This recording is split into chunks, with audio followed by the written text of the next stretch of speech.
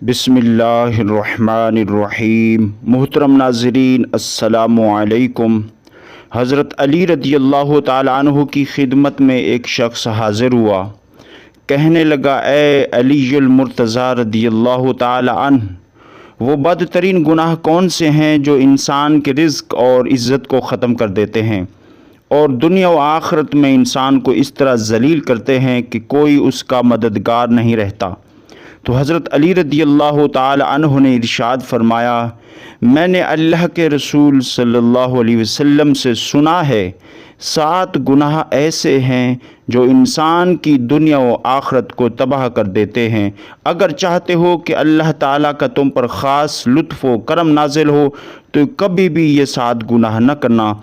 फरमाया, सबसे पहला गुनाह है अल्लाह के साथ किसी को शरीक करना। सबसे बड़ा गुनाह शिर्क है।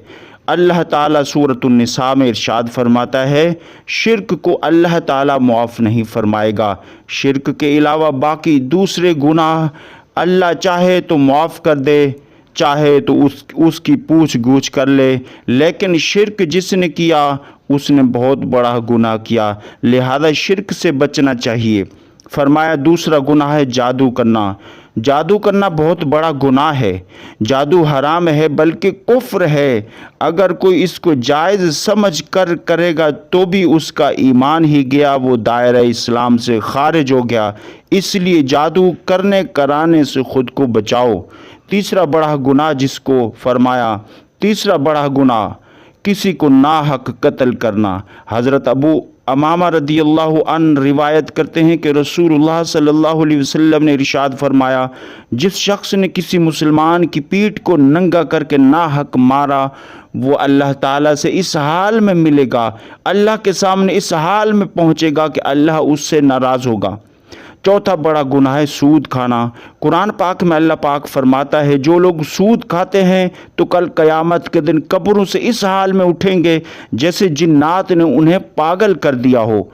पांचवा बड़ा गुनाह यतीम का माल खाना, यतीम का माल हड़प करना। ये अल्लाह के कहर व गज़ब को दावत देता है, लिहाजा यतीमों के माल से बचो।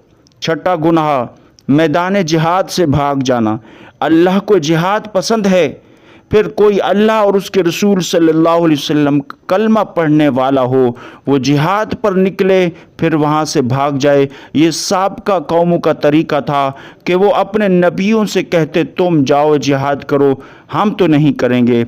ये अल्लाह को नापसंद है। देखो मुसलमानों ने आज जिहाद छोड़ दिया, आज मुसलमान पूरी दुनिया में जलील और रुस्वा हैं। सातवां गुनाह फरमाया पाक दामन औरत पर इल्ज़ाम लगाना। सूरत नूर में फरमाया, वो लोग जो पाक दामन औरत पर इल्ज़ाम लगाते हैं हालांकि वो औरत नेक है, अल्लाह और उसके रसूल सल्लल्लाहु अलैहि वसल्लम के अहकामात पर अमल करने वाली है। कुरान कहता है अगर वो अपनी ज़ुबानें खोलेंगे इल्ज़ाम लगाने के लिए तो वो याद रखें उनको एक दिन जवाब देना होगा। इसलिए कि किसी के मुतालिक कुछ कहने से गुरेज करें।